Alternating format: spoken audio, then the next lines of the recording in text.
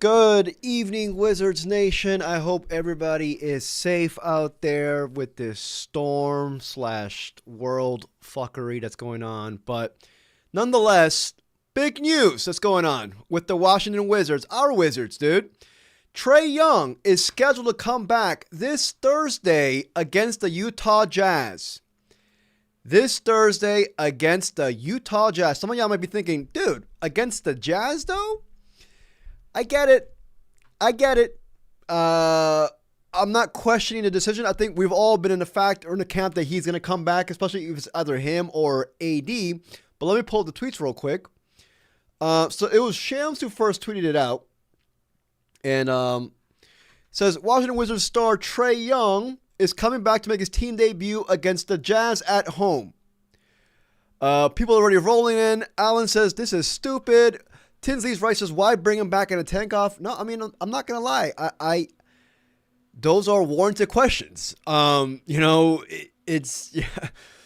Let's just read the facts first and then we'll chop it up, right? But Washington, like I said, he's coming back this Thursday against the Jazz. As a matter of fact, he dropped this on his Instagram. We'll watch it both together right now. Let's see here.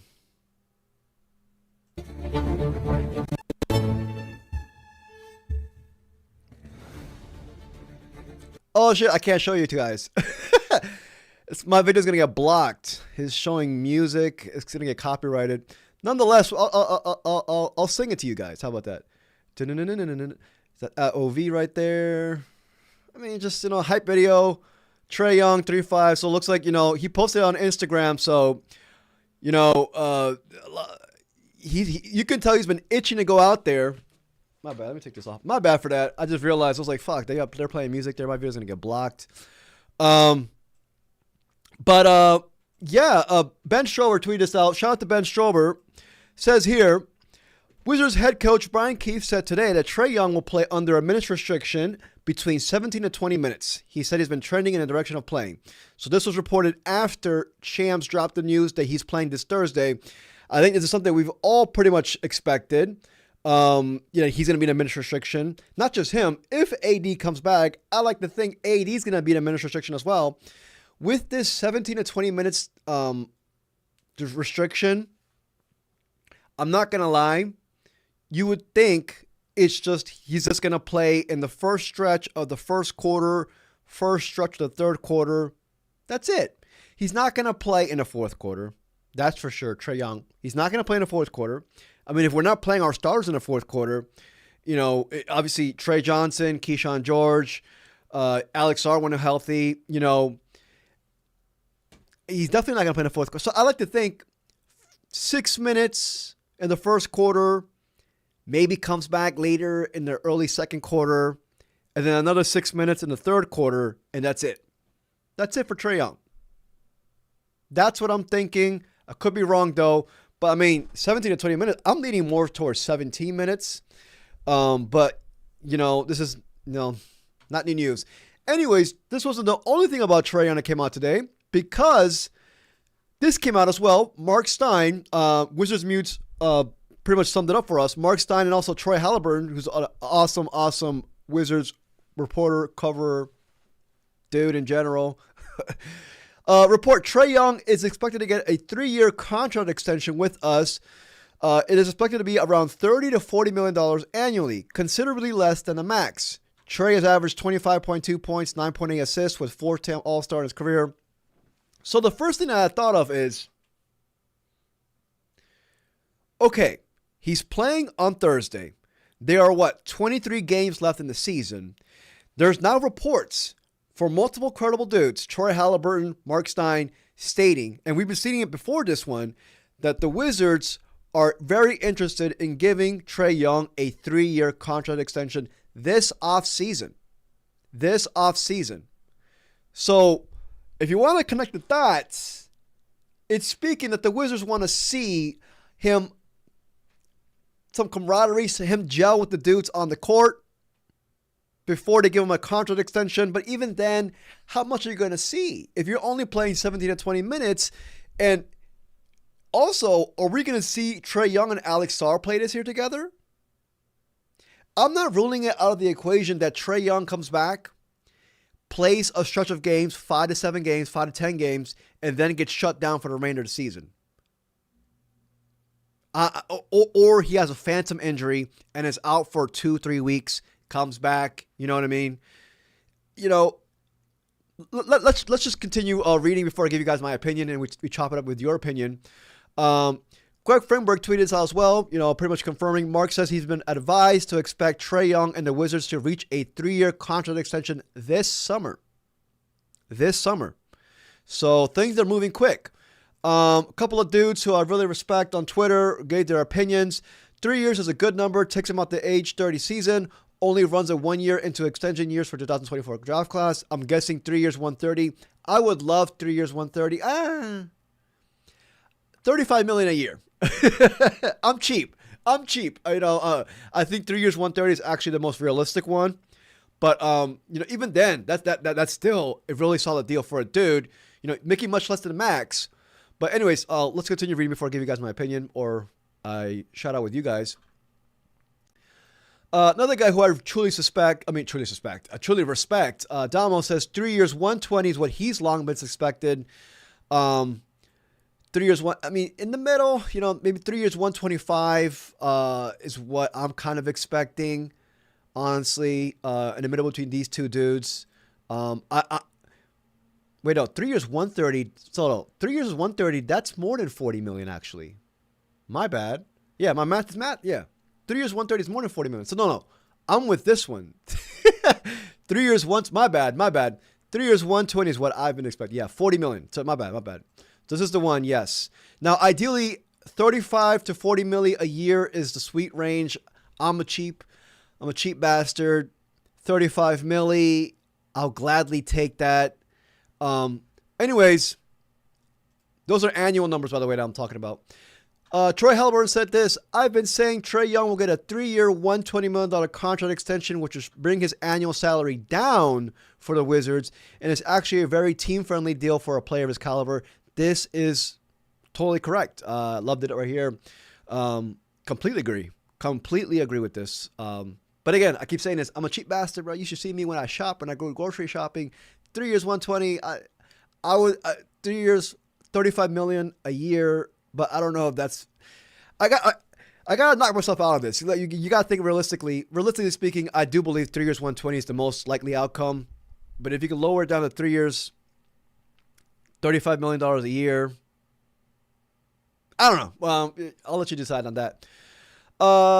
So for the dudes who are just like, what the hell, regarding the tank, and totally justified, totally warranted. Says here, and like we've all been saying, we've actually dropped. We had the fourth hardest schedule for the remainder of the season. We now have the 6th hardest schedule of the remainder of the season.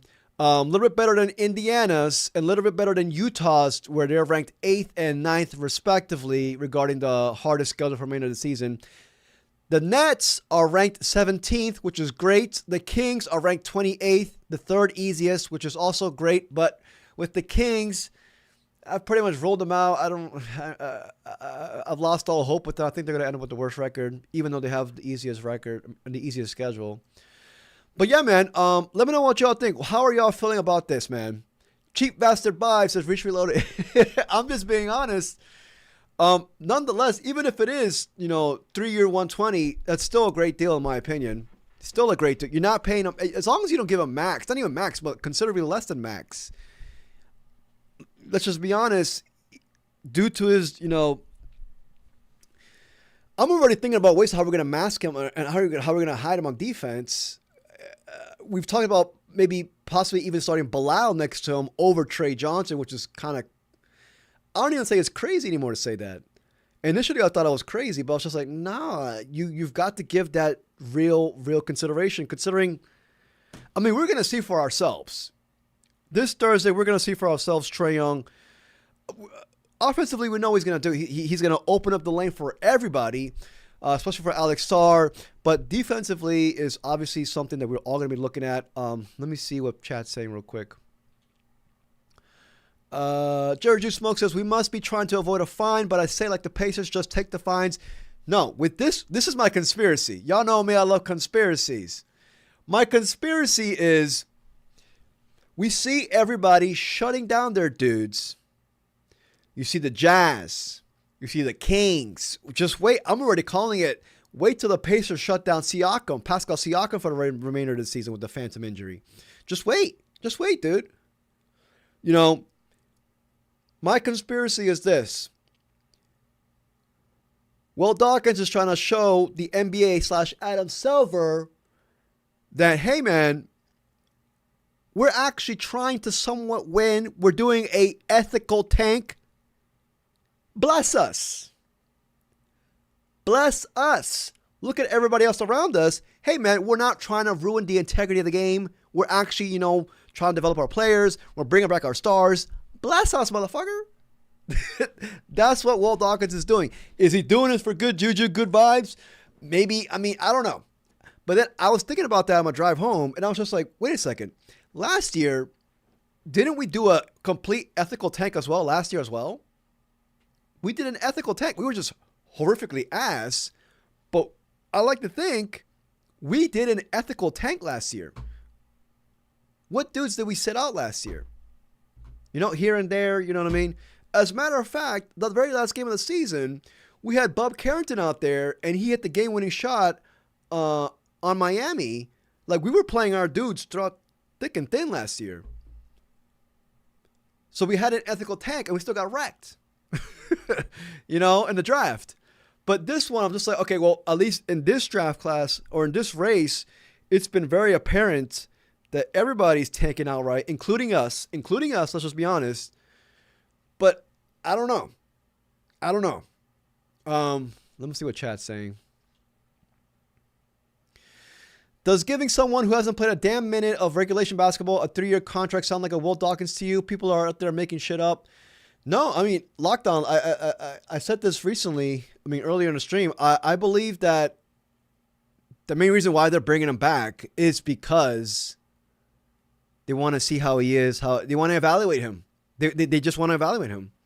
No, I completely agree. Why the hell? And I was in a camp with that. I was in a camp like that earlier. Why the hell would you give a guy a contract extension? You haven't seen how he plays with your other dudes on your roster yet. That's stupid. So this kind of, it connects the dots. Early, the first report that came out was the contract extension details, or the rumors, and then this was reported literally a couple hours later by Shams saying, no, Trae Young is going to make his debut this Thursday. Now, let's talk about the Jazz. In my opinion, would I have wanted him to come back against the Jazz? No. I'm going to be dead honest with you guys. It doesn't really make that much sense. But at the same time, like it was reported by Coach Keefe and Brent Strover, he's only going to play 17 to 20 minutes. Only going to play 17 to 20 minutes. We saw Keyshawn George play 15 minutes recently. 14 points in 15 minutes. I wouldn't be surprised if he plays even less than this, honestly. I wouldn't be surprised. 15 minutes. But then again, how can you evaluate a dude in just 15 minutes? This is going to be a remainder of the season type vibes with him. It's going to be just 17 to 20. He's not going to play. I like to think, I could be wrong, but I like to think he's not going to play 30 minutes in any game this year. The tank race is too close. We know what the deal is, but it does correlate things. Dylan James says, I'm hoping it's only 15, dude. Yeah, me too. Me too. Silent Voice says, I believe we have to pay because DC is definitely not a free agent destination. We have to commit tons of trades and have to pay someone with all the cap. No, yeah, that's true. That's true. But Silent Voice, I believe we're in the midst right now of changing that narrative. We obviously have to win in order to fully, completely change that narrative regarding DC not being a free agent destination. But yeah, that's another great point right there. Dylan James says, I feel like we know Trae's game. We do. Obviously, we have Travis Schlenk, the dude who drafted Trae Young here with the Wizards here. So we know his game, but ideally you want to see him play with the Young Bucks, right? You want to evaluate like how the fit would be. But the main guy, in my opinion, is Alex Sarr. That's the main guy you want to see Trae Young get minutes with, right? Obviously you want to see him with Trey Johnson, Coulibaly, Keyshawn, Will Riley.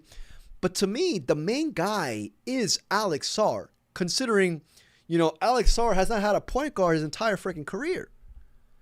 So it has me thinking, shit, like, they've already said, as a matter of fact, there's a report recently stated that Alex Sarr is still somewhat not close to coming back. The 2-week timetable for his injury, it's already over with. That was before the All-Star break. Shortly, a couple days before the All-Star break, that was reported. We're in the 2-week. Like, that already passed. So they're already saying here, Alex Sarr is not that close to come back. They said that recently. I'll pull it up a couple minutes. So what has me thinking, and I'm just like, obviously, in my opinion, don't bring back Alex Sarr for the game against the Jazz. But the only thing I love the contract extension rumors and details. I love that. Give Trae his money, but I want to see Trae play. However, the thing about the tank that makes this so annoying is that we can't fully evaluate. It's just like, oh my God, come on, we're going to evaluate a super small sample size of 17 minutes of Trae Young playing with Alex Sarr and the rest of the Young Bucks. I mean, let's just be honest. Lockdown Law says he can pass it to AD on the bench and sit his ass down. Also about AD, they're also saying that AD, Will Dawkins said in a Junkies interview recently that AD is expected to come back as well. We've all pretty much been on the same boat saying that Trae Young is the most likely one to come back between him and AD. I mean, I've been saying that. You guys have been saying that as well. I don't know about AD coming back, dude. Let me just show it to you guys real quick.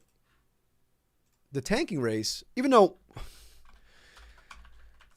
we are in a really good spot, but still, it will be so Wizards. Here we are right now. I was thinking this earlier. To me, the X factors for us are 3 teams: the Nets, the Jazz, and the Pelicans. And the Pelicans are becoming less and less of a worry for us. I've already written out the Kings and the Pacers. Even though the Pacers are one game behind it, like I've essentially the Pacers are too good at tanking. I've written them out, and they have all the incentive to tank, considering they traded their pick to the Clippers. They're gonna tank, crazy. The Nets, though, even though we are one game ahead of them, we saw about their easiest schedule, the 18th easiest schedule, the 18th hardest schedule. Sorry, the Nets. And they're playing their starters.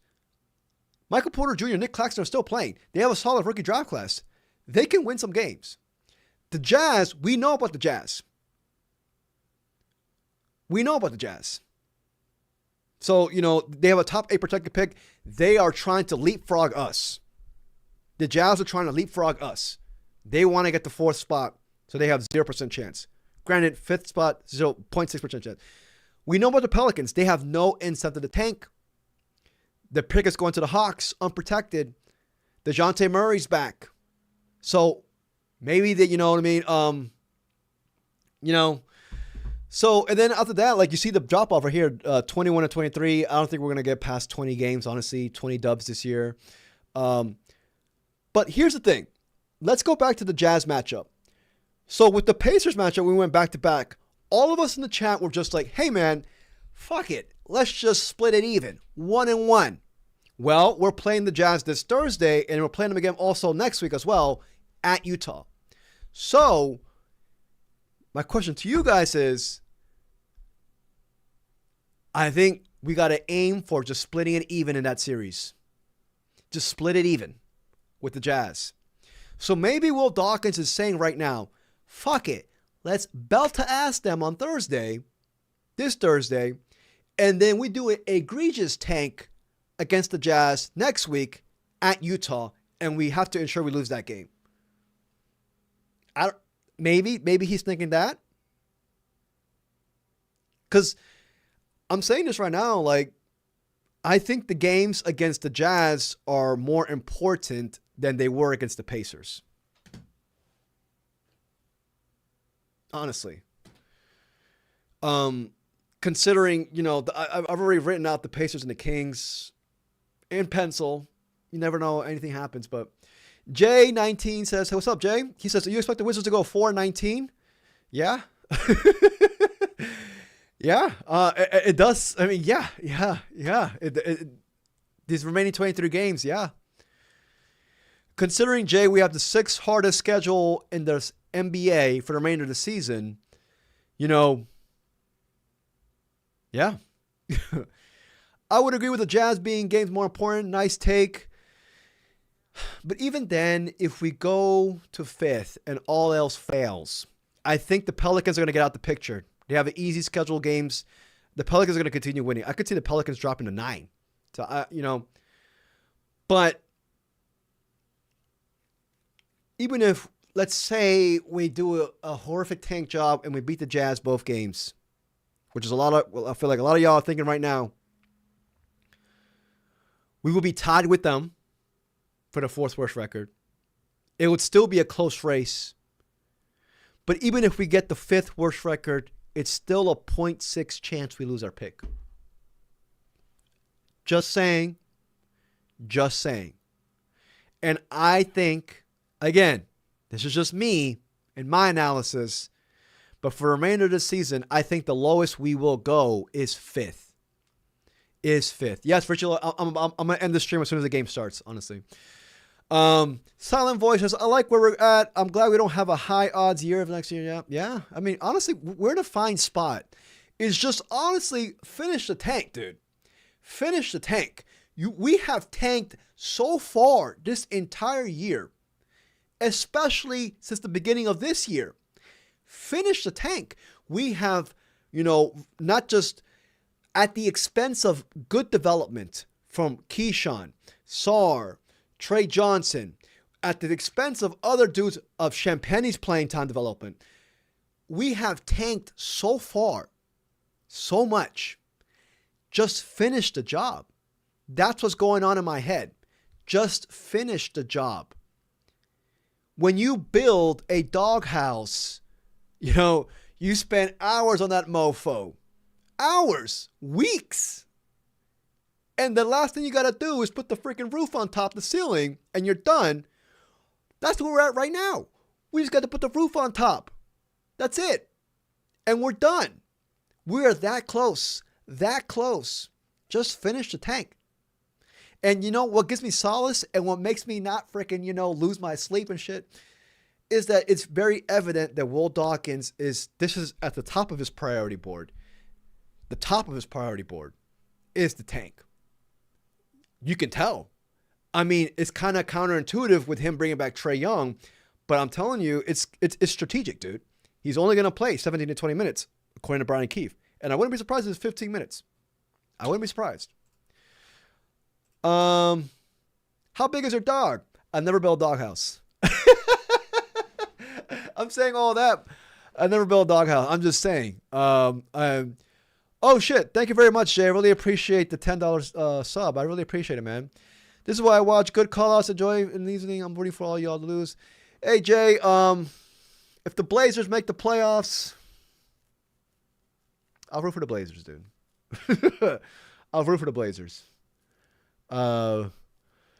Anyways, I want to show you all this real quick before I end the stream. The game's about to start. Remember, we're playing against the Rockets in 5 minutes.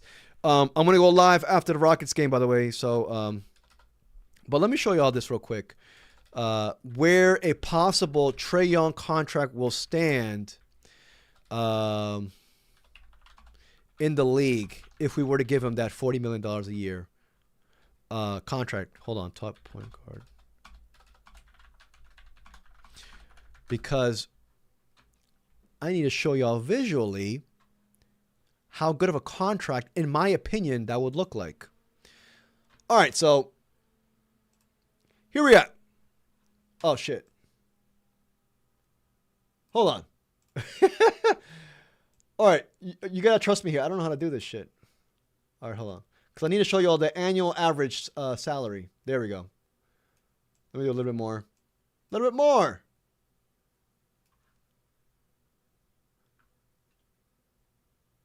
Let me get my ass comment in now. 30 bucket Hope Core. All right, so look. So remember the $40 million a year annual salary, projected annual salary for the 3-year, $120 million that Damo has been long suspecting. He's, to me, the king of Wizards Twitter, along with others like Greg Finberg. And I've also been on this boat as well. That's $40 million a year. I'm a little bit cheaper than him. I'm thinking maybe $37 million a year, you know what I mean? But realistically speaking, it's this. It's going to be this, most likely. So $40 million a year. Where will that put Trae Young? Well, you see dudes like SGA making $68 million a year. Cade Cunningham, $53. Tyrese, $48. Where would you can't? Oh, there you go. So Trae Young would be in this range. LaMelo Ball, Tyrese Maxey. This is just point guards, by the way. 1, 2, 3, 4, 5, 6, 7, 8, 9, 10, 11. He'll be in the 11 to 12 range with the $40 million a year on the contract extension. So sink that in your minds, please. Let me know how y'all feel about that. Trae Young would be, well, he's right here. Right now he's making 43. But that's going to, with the player option, 11 to 12. You see, Garland is right here at 39. Ja is 39 right here. Brunson is 39, but Brunson took a big-ass pay cut. So, y'all let me know how y'all feel about that. But, you know, this is just, I think he's not getting more than $40 million in my opinion. I don't think he's going to get more than $40 million. Locked on Law, great point. Obviously, we know this, but yes, got to spend money somewhere to meet the cap floor. Agreed. But, you know, the most important thing also that, who brought him up? This is also a great a great point. As long as his contract doesn't go heavily through the extension years of the 2024 draft class, dudes like Alex Sarr, Keyshawn George, you don't want their contracts to overlap because those dudes are going to get paid. Let's just be honest. They're going to get paid. They're getting paid, dude. Especially Alex Sarr. Especially Alex Sarr. So it looks like it'll just overlap for 1 year. After that, if Trae wants to stick around with us, he will stick around, but I don't think he'll come back at the same price as $40 million a year. He'll probably come back even cheaper. So it'll only overlap 1 year. And by the time Trae is entering his 30th year, which the contract should take him to, the keys will then be given to Alex Sarr, Trae Johnson, and the rest of the crew we got here. So, and I'm not going to lie, just because Trae could get this contract extension that should not deter from the keys being given to him directly. Whoever has the keys, whoever is going to be the true alpha next year, they have to earn it. You know, it could be Trae, it could be Anthony Davis, it could be Alex Sarr, it could be Keyshawn, whoever. We don't know about their leaps next year. We know Trae and AD are going to be the veteran leaders, obviously, on the court, besides their all-star play or all-star level type play. But they have to situate that between themselves. They have to see how they play together. And that's the main reason why I'm assuming that Trae Young is coming back. Ideally, I would have wanted Trae Young to come back mid-March, because mid-March we're probably going to stretch of games where it's just going to be horrific for us. We're playing the Pistons back-to-back, the Thunder, the Knicks, the Heat, amongst other good teams. So, but you know what? It is what it is. It definitely seems like Trae Young's been very itching to come back. You've seen him out there in shoot-arounds before the games. He's been shooting around. Came back. All signs pointed towards him coming back. Young Mill says we're getting a hometown discount too, so this is a win-win situation. Yeah, agreed. But Lockdown Law said this earlier, and it makes a lot. I mean, obviously it's the most obvious. But why would we give somebody a contract extension for somebody who hasn't even played a minute for us yet? It makes no sense. So connect the dots. Him coming back, they want to see what we got. But I keep on saying it does suck. It does suck that even with him coming back, he's only going to play 17 minutes. So that to me is not a big enough sample size to evaluate a dude. A friend showed me a comparison of Peterson and Kawhi. I'm starting to like the risk. Yeah. But yeah, man, I'm gonna call it quits, dude. The Rockets Wizards game is starting right now, so don't watch me. Go watch the game. Go Wizards. Just don't win. I'll see y'all after the game, y'all. But yeah, man, if you enjoyed the stream, please like and subscribe. I figure I should get on live regarding this. Big breaking news regarding Trae Young. Shout out to the Wizards, man. Shout out to the Wizards. We'll deal with the Jazz accordingly. Hopefully Adam Silver blesses us, though. I'll have more